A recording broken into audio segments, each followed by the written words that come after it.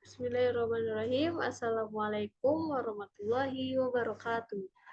Hai, perkenalkan nama saya Umi Aisyah Maulida. Saya mahasiswa Sekolah Tinggi Agama Islam Asy-Syukuriyah dari Prodi Perbankan Syariah semester 6, angkatan tahun 2020. Baik, di sini saya akan menjelaskan mengenai syarah hadis riba. Baik, di sini saya akan menjelaskan mengenai pengertian riba, hukum-hukum riba, macam-macam riba, dan yang di akhir ada kesimpulan. Yang pertama ada pengertian riba. Secara etimologi, riba bermakna aziyadah atau tambahan, dan fadl atau kelebihan. Sedangkan secara terminologi, riba memiliki dua pengertian, yaitu ada yang bersifat khusus dan yang bersifat umum.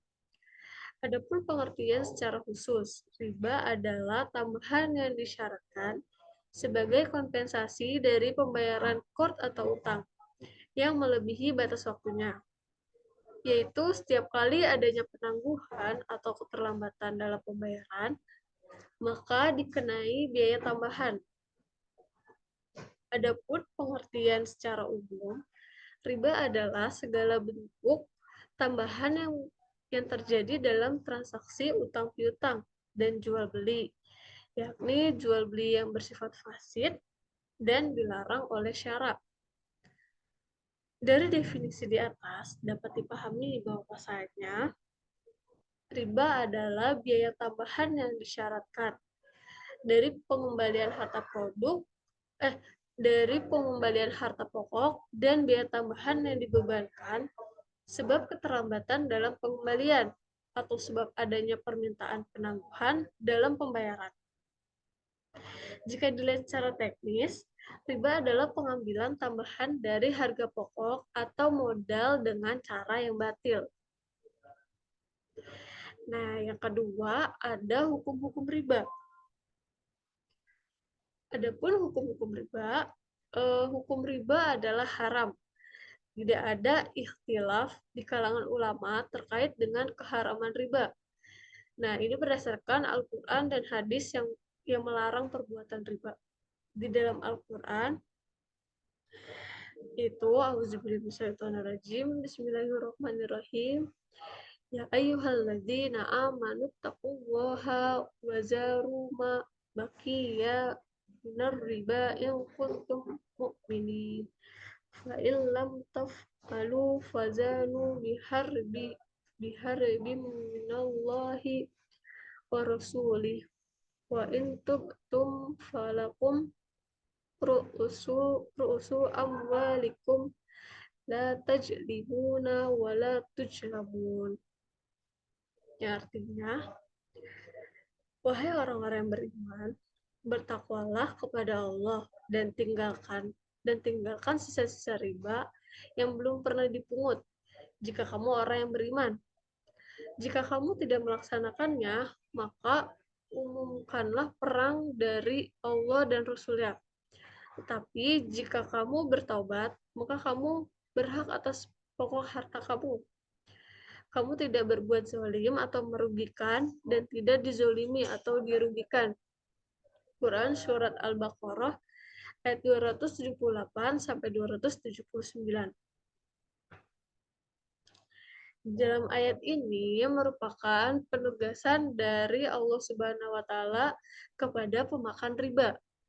Nadanya pun sudah bersifat ancaman keras dan dihadapkan kepada orang yang telah mengetahui hukum riba, tetapi mereka masih terus melakukannya.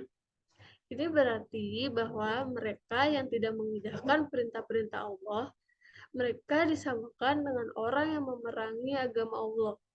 Orang yang memerangi agama Allah akan diperangi Allah dan Rasul-Nya. Namun, apabila pemakan riba itu menghentikan perbuatannya dengan mengikuti perintah-perintah Allah dan menghentikan larangan-larangannya, maka mereka boleh menerima atau mengambil kembali pokok mereka tanpa dikurangi sedikit pun. Nah, dikatakan oleh Muhammad Ibnu As-Sobah dan Zairu Ibnu Harb dan Utsman Ibnu Abi Saibah, mereka berkata, diceritakan Husyaim, dikabarkan Abu Zubair dari Zabir radhiyallahu anhu, mereka berkata, an Zabirin qala la'ana Rasulullah sallallahu alaihi wasallam akila riba wa mukilahu wa katibahu wa syahidaihi wa qalahum sawa'un. Ini artinya, dari Zabir diriwayatkan bahwa ia berkata, Rasulullah Shallallahu Alaihi Wasallam melaknat pemakan riba yang memberikannya, yang mencatatnya, dan saksi-saksinya. Rasulullah Shallallahu Alaihi Wasallam mengatakan mereka itu sama. Hadis riwayat Muslim nomor 1598. Nah, yang dimaksud hadis tersebut adalah orang yang memberikan riba karena sesungguhnya tidak akan terjadi riba itu kecuali dari dia. Oleh karena itu, dia termasuk dalam dosa. Sedangkan dosa penulis dan saksi itu adalah karena bantuan mereka atas perbuatan terlarang itu. Dan jika keduanya sengaja serta mengetahui riba itu, maka dosa bagi mereka. Hadis tersebut menjadi dalil yang menunjukkan dosa orang-orang tersebut dan mengharamkan sesuatu yang mereka lakukan. Dikhususkan maka dalam hadis tersebut, karena itulah yang paling umum pemanfaatan penggunaannya. Selain untuk makan, dosanya sama saja. Kemudian dengan melihat larangan riba, pada dasarnya terdapat kesesuaian sebagaimana halnya hukum khamar, yaitu ditetapkannya secara berangsur-angsur. Larangan riba dalam Islam melalui 4 tahap. Yang pertama, riba yang dimaksud untuk menanam harta itu tidaklah menambah di sisi Allah. Yang kedua, orang-orang Yahudi dilarang melakukan riba, tetapi larangan itu dilanggar oleh mereka, sehingga mereka dimurkai Allah, dan diharapkan kepada mereka sesuatu yang telah pernah dihalalkan kepada mereka sebagai akibat pelanggaran yang mereka lakukan. Yang ketiga, turun ayat yang melarang riba berlipat ganda. Dan yang keempat, larangan sisa-sisa riba yang masih ada. Dengan larangan yang bertahap-tahap ini, tampak bahwa dalam menerapkan hukum Islam ditempuh tadrib atau berangsur-angsur. Pembahasan ini penting karena dari dulu masalah tersebut telah menjadi perdebatan hangat di kalangan ulama dan cendekiawan muslim. Di antara mereka, ada yang mengharamkan, ada yang menganggap subhat, ada pula yang menganggap mubah. Perbedaan ini opini disebabkan oleh perbedaan sudut pendekatan masing-masing terhadap larangan riba. Kemudian yang ketiga, ada macam-macam riba. Macam-macam riba, secara garis besar, riba dikelompokkan menjadi 2 bagian. Yang pertama, riba utang piutang, dan riba jual beli. Kelompok pertama terbagi menjadi riba qard dan riba jahiliyah. Sedangkan riba jual beli terbagi menjadi riba fadl dan riba nasiah. Nah, di sini riba utang piutang menjadi 2, diantaranya riba qard. Riba qard yaitu suatu manfaat atau tingkat kelebihan tertentu yang disyaratkan terhadap yang berhutang. Maknanya adalah riba yang terjadi pada transaksi utang piutang yang tidak memenuhi kriteria untuk muncul bersama risiko dan hasil usaha muncul bersama biaya. Transaksi ini mengandung pertukaran kewajiban menanggung beban hanya karena berjalannya waktu. Dan yang kedua ada riba jahiliyah, itu utang dibayar lebih dari pokoknya karena si peminjam tidak mampu membayar utangnya pada waktu yang ditetapkan. Namun, jika dapat dilunasi pada saat jatuh tempo yang pertama, maka tidak ada penambahan. Selanjutnya ada riba jual beli. Riba jual beli juga dibagi dua, diantaranya itu ada riba nasiah. Riba nasiah merupakan pokok pinjaman yang diisyaratkan dan diambil oleh pemberi pinjaman dari yang berhutang sebagai kompensasi atas tangguhan pinjaman yang diberikan tersebut. Hal tersebut tercantum pada hadis itu An-Ibni Abbas yaqulu haddatsani matu bnu Zaidin anna Rasulullah sallallahu alaihi wasallam qala la riba ila fin nasi'ah,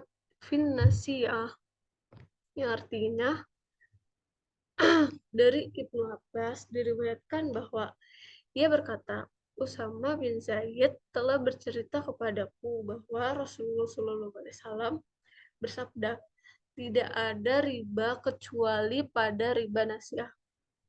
Hadis riwayat Bukhari nomor 2178, Muslim nomor 1596, An-Nasa'i nomor 4580, Ibnu Majah nomor 2257.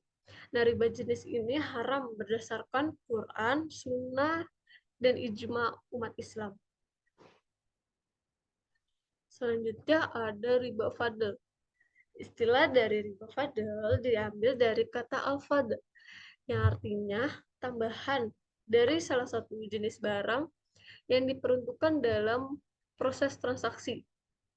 Nah, riba ini terdapat dalam dunia perdagangan, tepatnya pada barter. Akan tetapi, tidak semua barter hanya barter pada barang tertentu saja, yakni barter uang dengan uang atau dengan adanya penambahan, atau makanan dengan bahan makanan. Sebagaimana hadis Rasulullah SAW yang berbunyi, al-zahabu bizahabi wal fiddatu bil fiddati wal burru bil burri wasyairu bil syairi wat tamru bil tamri wa milhu bil mulhi mislan bil mislan sawaan bi sawain yadan biyadin fa izah talafat hazihil asnafu fabi'u kaifa syi'tum iza kana yadan biyadin. Artinya, jika emas dijual dengan emas, perak dijual dengan perak, gandum bulat dijual dengan gandum bulat, syar'i atau salah satu jenis gandum panjang dijual dengan syar'i, kurma dijual dengan kurma, dan garam dijual dengan garam, maka jual atau takaran atau timbangan harus sama dan dibayar kontan atau tunai. Jenis barang tadi berbeda, maka silakan engkau membarterkannya sesukamu, namun harus dilakukan secara kontan atau tunai. Hadis riwayat Muslim nomor 1587. Riba ini haram berdasarkan hadis dan ijma. Pada awalnya ada ikhtilaf, yakni Ibnu Abbas yang membolehkan, tetapi akhirnya beliau rujuk dan meralat pendapatnya, dan hasilnya ulama sepakat bahwa ini tidak boleh. Riba ini dinilai menjadi sarana menuju riba nasiah. Yang terakhir yaitu ada kesimpulannya berdasarkan uraian di atas dapat disimpulkan bahwa menurut sebagian ulama riba itu terbagi menjadi 4 macam, yaitu riba qard, riba jahiliyah, riba nasiah, dan riba fadl. Maka pada akhirnya ulama memandang bahwa hukum asal riba adalah haram. Riba termasuk dosa besar, bahaya, dan dosanya ditimpakan bukan hanya di akhirat, tetapi juga di dunia. Riba menghancurkan ekonomi, masyarakat, bahkan negara. Itu saja yang bisa dapat saya sampaikan. Kurang lebihnya mohon maaf. Wabillahi taufik walhidayah. Wassalamualaikum warahmatullahi wabarakatuh.